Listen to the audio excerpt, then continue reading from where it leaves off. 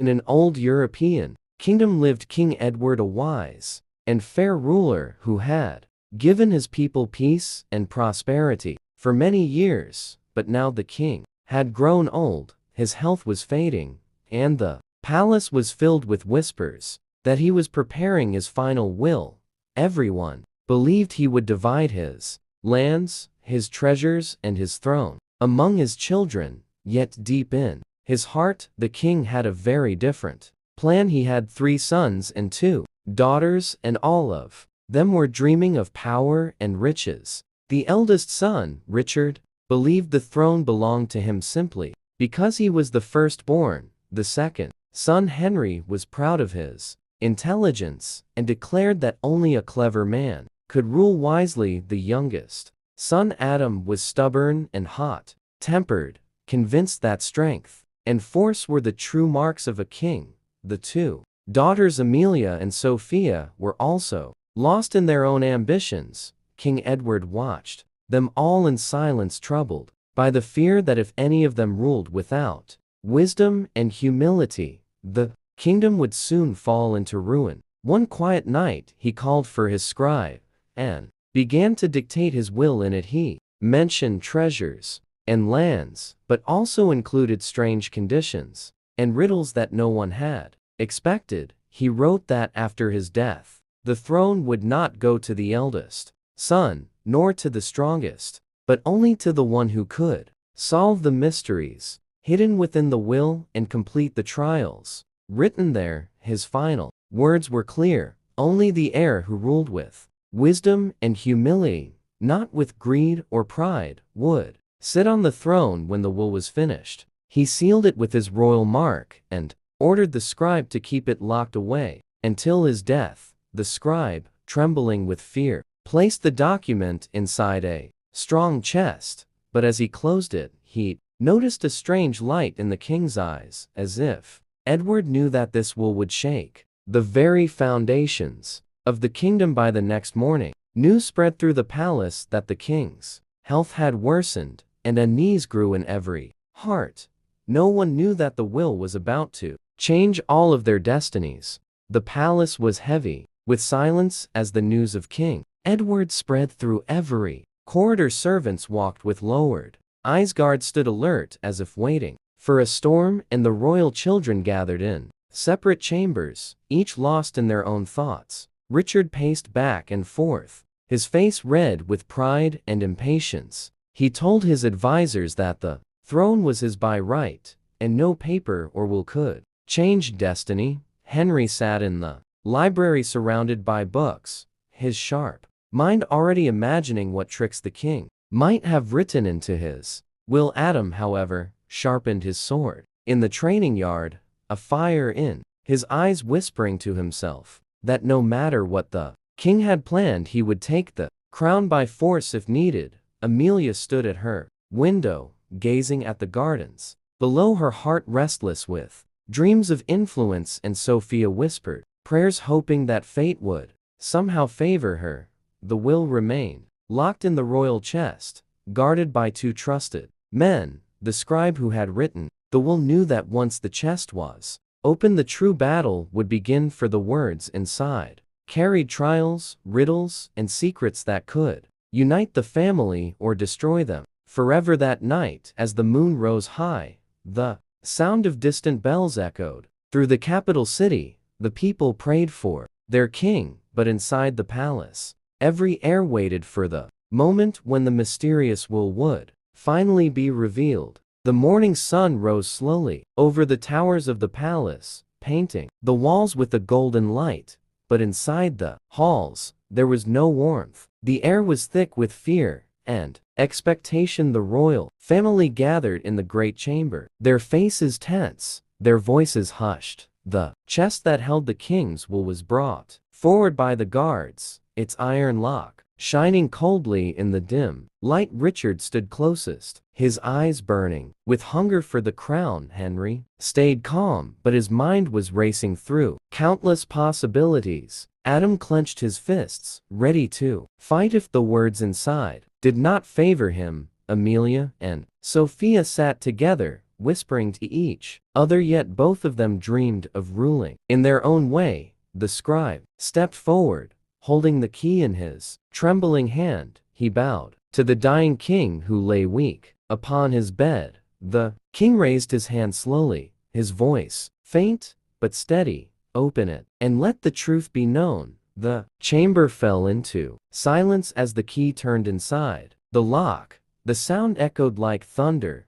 When the chest opened, every eye fixed on the scroll sealed with the royal mark. The scribe lifted it carefully, his voice shaking as he prepared to read aloud. No one in the room knew that the words written within would soon divide their hearts, test their souls, and decide the future of the kingdom. The great chamber was filled with a heavy silence as the scribe unrolled the scroll, sealed with the mark of the king. The sound of the parchment crackling was the only thing that broke the air. Every eye was fixed on the words that were about to be spoken. Richard stood proud, his chest lifted high, as if the crown was already on his head. Henry leaned forward, his sharp eyes scanning every detail on the page. Even before it was read, Adam stood restless, tapping his foot as though each moment of waiting was a chain around his neck. Amelia held Sophia's hand, whispering that destiny might yet favor them. The scribe drew in a deep breath and began to read aloud. By my will, the throne shall not pass by birth,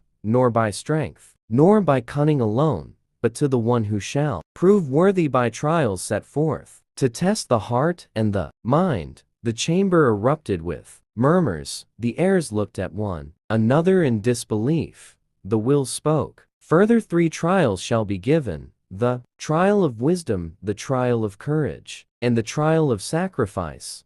Only the one who completes them all shall wear the crown. Richard shouted that such words were madness, and that no scroll could take away his birthright. Henry smiled coldly, saying that riddles were meant for minds like his. Adam clenched his fists, declaring that if trials were needed, he would crush them as he would crush his enemies. Amelia and Sophia exchanged uneasy glances, knowing that they too were included in this strange contest. The scribe continued reading. The trials shall be hidden within the kingdom, marked by signs known only to those who see with both eyes open and hearts free of greed. The heirs were stunned by the vagueness of the command. No maps, no direct path, only riddles and whispers left behind by the king. The final words rang through the chamber. Only one shall sit upon the throne, and the rest must bow or be cast out of the palace forever. Richard stepped forward, demanding the trials be revealed at once, but the scribe shook his head, saying the will offered no further guidance. The heirs must discover the path themselves. Henry was already planning. Adam was already burning with rage. Amelia and Sophia were already dreaming, but none of them realized that the first trial was closer than they thought, hidden in the very stones of the palace, watching them in silence, waiting for the first step to be taken. The heirs did not sleep that night. The words of the will echoed through their minds like a storm. Richard walked alone in the royal gardens, muttering to himself that no riddle could take away his right to rule. Henry shut himself in the library, opening old maps and forgotten scrolls, searching for clues. Adam spent hours in the training yard, striking his sword against wooden dummies as if the trial itself would be nothing more than an enemy to crush. Amelia and Sophia whispered together in their chambers, their hearts filled with both fear and hope. They knew that if destiny had written their names, then no brother could stop them. When the dawn arrived, the palace bells rang 3 times, a sound that carried across the entire city. The heirs rushed to the grand hall, where the scribe stood, pale and trembling. In his hand, he held a small wooden box, sealed with the same royal mark the king had used on the will. The scribe placed it on the table and stepped back, his voice weak yet clear. The first sign has appeared. By order of the will, this box belongs to the heirs together. Richard reached forward to snatch it, but Henry quickly held his hand, stopping him. Adam growled, demanding that the box be opened. Immediately, Amelia, gently, spoke, reminding them that the king had warned them about greed and pride. Sophia nodded, her eyes calm though her heart raced. Henry took the box carefully and examined it. There was no keyhole, no lock, only strange markings carved into the surface, symbols of stars, rivers, and mountains. Richard became impatient, shouting that it was nothing but a trick. Adam raised his sword ready to smash it open, but the scribe cried out, warning them that any act of force would mean failure. Henry traced the carvings with his fingers slowly, his sharp mind work. Amelia leaned closer, whispering that the design seemed to form a path. Sophia noticed that the stars carved on the wood matched the constellation in the night sky above the palace. The brothers paused, their anger cooling as they realized the puzzle was more than it seemed. Together, they carried the box to the courtyard under the fading light of day. As the stars appeared one by one in the sky, the carvings began to glow faintly. Lines of light connected the shapes until an image was revealed, the map of a hidden place far beyond the palace walls. The heirs gasped. The first trial awaited them outside their home in the heart of the kingdom, where danger, mystery, and destiny would meet them face to face. The heirs gathered at dawn, their eyes heavy from sleepless nights yet burning with a strange fire. The box with glowing carvings had revealed the path to the first trial, and now they stood ready to leave the safety of the palace. Richard wore a cloak lined with gold, his pride shining even brighter than the sun. Henry carried books, scrolls, and a compass tucked under his arm, his mind filled with calculations. Adam strapped on his armor, his sword glimmering across his back, his anger giving him strength. Amelia carried a small satchel of herbs and food, her gentle wisdom preparing for what the others might ignore. Sophia walked quietly, her calm eyes noticing details that no one else could see. The scribe, who had no choice but to follow them, carried the wooden box and whispered prayers under his breath. They stepped beyond the palace gates, where crowds of people had gathered. Some cheered, others watched in silence, whispering that the heirs were now walking the path of destiny. The road stretched wide at first, lined with fields and rivers, but as hours passed, it turned rough, and narrow hills rose around them. Shadows deepened and the air grew colder. Richard pushed ahead, refusing to slow down. Henry measured every step, counting the distance to ensure they were on the right path. Adam grew restless, breaking branches with his strength whenever he felt the pace was too slow. Amelia spoke softly to ease the tension, but the brothers rarely listened. Sophia, however, noticed how the markings on the box glowed faintly whenever they turned in the right direction. Without her guidance, they might have already lost their way. The sun sank and the moon climbed high when they reached a dense forest, its trees tall and dark, covering the sky. The box glowed brighter, pulsing like a heartbeat. Henry declared that this must be the entrance to the first trial. Adam laughed, swinging his sword against a tree, as if the forest itself was his enemy. Richard demanded that they find the quickest way through.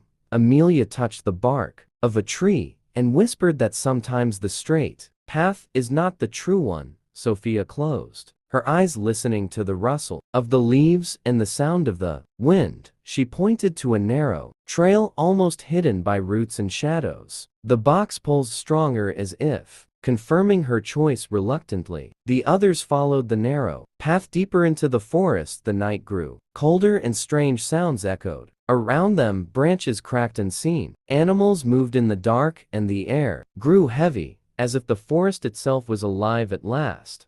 They reached a clearing in the heart of the woods, where a great stone stood covered in carvings, the same stars, rivers, and mountains etched into its surface. The heirs circled at their hearts pounding. They knew they had arrived. The first trial was about to begin. The clearing was silent except for the rustle of leaves as the heirs stood before the great stone, its carvings glowing faintly under the light of the moon. Richard stepped forward first, his pride swelling as he declared that he alone would prove himself worthy. He pressed his hands against the carvings, but nothing happened. Henry shook his head and began studying the patterns, running his fingers across the stone, muttering about ancient languages and hidden codes. Adam grew impatient, striking the stone with his sword. Sparks flew, but the carvings only glowed brighter, resisting his force. Amelia placed her hand gently on the stone, whispering that anger would never open the path. Sophia stood quietly, her eyes fixed on the stars above. She noticed how the constellations in the sky mirrored the carvings on the stone. When she pointed this out, Henry immediately began connecting the lines, tracing the paths of the stars across the stone. The carvings lit up one by one until a doorway slowly appeared in the surface. The heirs gasped as the stone split apart, revealing a dark passage leading underground. Richard tried to push ahead, but Amelia stopped him, reminding them that the trial was meant for all of them together. Reluctantly they entered the passage. The air was damp, and cold torches, lit by some unseen hand, flickered along the walls. Shadows stretched long and deep as they walked further into the darkness. The passage opened into a vast chamber, filled with towering statues, each one carved with a stern face and holding a scroll in its hands. Henry examined the statues carefully and read aloud the inscription on the wall. Before you lies the trial of wisdom. Answer the riddle of the statues or be trapped forever. Richard scoffed, saying riddles were for children. Adam crossed his arms, declaring that no riddle could bind him. But the chamber began to shake, the statue's eyes glowing with fire, until one stepped forward, its stone mouth moving with a deep voice. I hold no tongue, yet I speak. I hold no ears, yet I hear. I hold no body, yet I travel. What am I? Henry furrowed his brow. Amelia whispered, possible answers. Adam growled in frustration. Richard mocked the challenge, but Sophia spoke softly, saying it is an echo. The statue's eyes dimmed and its scroll crumbled to dust. Another stepped forward, speaking, a second riddle. I can be broken without being touched. I can be given without being held. What am I? Richard muttered in confusion. Henry searched his mind. Amelia breathed gently and said, it is trust. The scroll shattered into dust. Once more the chamber shook as the third statue moved forward, its voice heavy with stone. I am taken from the poor and given to the rich. The more of me there is, the less you see. What am I? The heirs froze, each lost in thought. Adam swung his sword at the ground in anger, but Sophia closed her eyes and whispered, it is darkness. The last scroll fell apart. The chamber blazed with light, and the stone voices cried, the trial of wisdom is complete. The ground opened before them, revealing a stairway descending even deeper into the earth. The heirs looked at one another, their hearts pounding, for they knew the trial of courage awaited them next.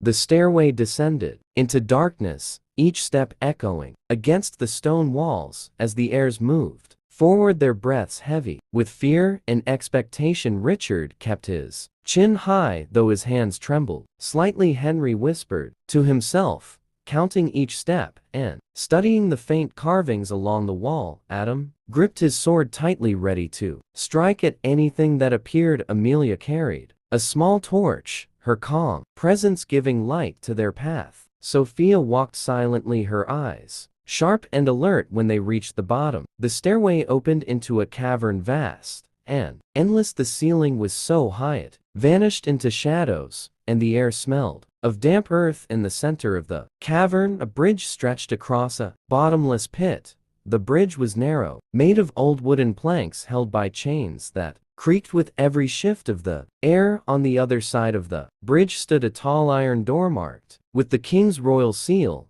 The scribe who followed them read the inscription carved into the stone beside the bridge, to pass this way you must cross together in trust and without fear, for this is the trial of courage. Richard scoffed, saying he feared nothing, and stepped onto the bridge. The wood groaned beneath his weight. Henry followed carefully, calculating every movement. Adam marched boldly, his heavy armor rattling. Amelia and Sophia walked last, their hands steady though their hearts raced. The chains swayed, the planks cracked, and the pit below seemed endless. Halfway across the bridge a roar filled the cavern, a shadow moved beneath them, and from the darkness rose a creature with wings of fire and eyes of burning coal. Its scream shook the cavern as it circled above the heirs. Richard shouted that they must hurry. Henry tried to think of a strategy. Adam drew his sword ready to fight. Amelia urged them to stay calm. Sophia whispered that fear itself was their enemy. The creature swooped down, its fiery breath scorching the air. Adam swung his sword, but the blade passed through the flames as if striking smoke. Richard stumbled. Henry nearly slipped. Amelia called for them to hold hands and move together. Sophia cried that the bridge would only hold if they trusted one another. At last, they joined hands, forming a chain. As they walked step by step across the trembling bridge, the creature screamed again, but its fire dimmed as their courage grew, their fear melting away with each step. By the time they reached the other side, the monster vanished into the shadows, leaving only silence behind. The iron door opened slowly, revealing another chamber lit by a golden light. Inside stood a pedestal holding a crown of silver, not the final prize, but a sign that they had passed the second trial. The scribe whispered in awe, "The trial of courage is complete, but the will speaks of one more trial, the trial of sacrifice." The heirs looked at the crown, then at one another, unease stirring in their hearts, for they knew that sacrifice would demand more than courage, more than wisdom. It would demand the loss of something dear. The chamber glowed with golden light, yet the air was heavy with dread as the heir stood before the pedestal where the silver crown rested. Richard reached for it at once, but the scribe raised his voice, warning that this was not the final throne, only a mark of the next trial. Henry studied the inscription on the wall, his sharp eyes tracing each line aloud. To claim the throne, one must give up what is most precious to the heart, a sacrifice of true meaning. Richard scoffed, saying he would never surrender. What was his? Adam struck his sword against the ground, declaring that no sacrifice could break his strength. Amelia lowered her eyes, whispering that sacrifice was not about power, but about love. Sophia stood silent, her calm gaze steady, as if she understood more than she revealed. The chamber walls shifted with the deep rumble, opening 3 paths each leading into shadow. The heirs hesitated. Henry declared that they must choose together, but Richard argued that his choice was enough. Adam threatened to go alone. Amelia begged them to think carefully. Sophia touched the glowing box in the scribe's hands, and suddenly the carvings flared with light, revealing words that had been hidden until now. The trials test not only wisdom and courage, but the heart that values others above self. They looked at one another, unease settling over them as the meaning became clear. Each heir would be forced to give up something they loved most. The paths before them shimmered with illusions. Richard saw piles of gold and jewels, his hunger for wealth burning brighter. Henry saw scrolls filled with endless knowledge, secrets of the world waiting for him. Adam saw weapons of great power, enough to make him invincible. Amelia saw visions of the people safe and happy under her gentle rule. Sophia saw peace and harmony across the kingdom. Each vision tempted them. Each vision pulled at their hearts. Richard stepped forward, declaring he would not surrender. Henry hesitated, calculating. Adam cursed the trial. Amelia wept softly. Sophia walked calmly into the central path, her voice steady. Sacrifice is not what you lose, but what you give for others. She placed her hands on the glowing stone at the end of the path. Her vision vanished, leaving only silence. The chamber shook as if the earth itself had heard her choice. The crown of silver melted into light, rising into the air. The voice of the king echoed through the chamber, My children, only one of you has understood the meaning of sacrifice. The light swirled around Sophia, crowning her with a halo of fire and silver. The others fell to their knees, their pride, their anger, and their greed crushed by the truth. The final trial had ended and the throne had found its end. The chamber grew silent. After the voice of the king faded, the glowing crown of light settled gently on Sophia's head, her face calm and steady though her eyes shone with both sorrow and strength. Richard stared in disbelief. His pride broken, Henry fell silent. His clever mind, humbled Adam, lowered his sword, his strength now useless before the truth. Amelia wept with quiet relief, for she had known deep inside that sacrifice was the key. The scribe fell to his knees, whispering that the will of the king had been fulfilled. The ground beneath them shifted as the cavern walls began to open, a path of light leading upward, guiding them out of the depths and back toward the palace. Step by step, they climbed the long passage until the air grew warm again, and the stars of night greeted them above. The palace bells rang, though no hands touched them, as if the kingdom itself had heard the choice of the trials. The people gathered outside the gates, their torches glowing, their voices rising in questions and prayers. When the heirs appeared, the crowd gasped, their eyes drawn to Sophia, crowned not with gold or jewels, but with the living light of her father's will. Richard tried to speak, but his voice broke. Henry lowered his head. Adam stood silent. Amelia stepped beside Sophia, taking her hand and whispering, "You are the hope of us all." The scribe raised his voice, reading the last hidden words of the will. The kingdom shall not be ruled by pride, nor by cunning, nor by strength, but by the one who gives more than they take, who serves more than they command, and who loves more than they desire. Sophia turned to the people, her voice steady though her heart trembled. She spoke of unity, of justice, of caring for the weak, and honoring the sacrifices of those before her. The people listened, and for the first time in many years, they felt the presence of a ruler who was not seeking power for herself, but carrying a burden for them all. The crowd knelt, their voices rising in a single cry, "Long live Queen Sophia!" The brothers bowed, their pride broken, yet their hearts slowly learning the lesson their father had left behind. The light of the crown faded into a simple silver band, resting gently on Sophia's head, a reminder that true power is not in wealth or strength, but in wisdom, humility, and sacrifice. The kingdom entered a new dawn, and though the trials had ended, their lessons would echo through the land for generations. The strange will of the king had fulfilled its purpose, creating not just a ruler, but a legacy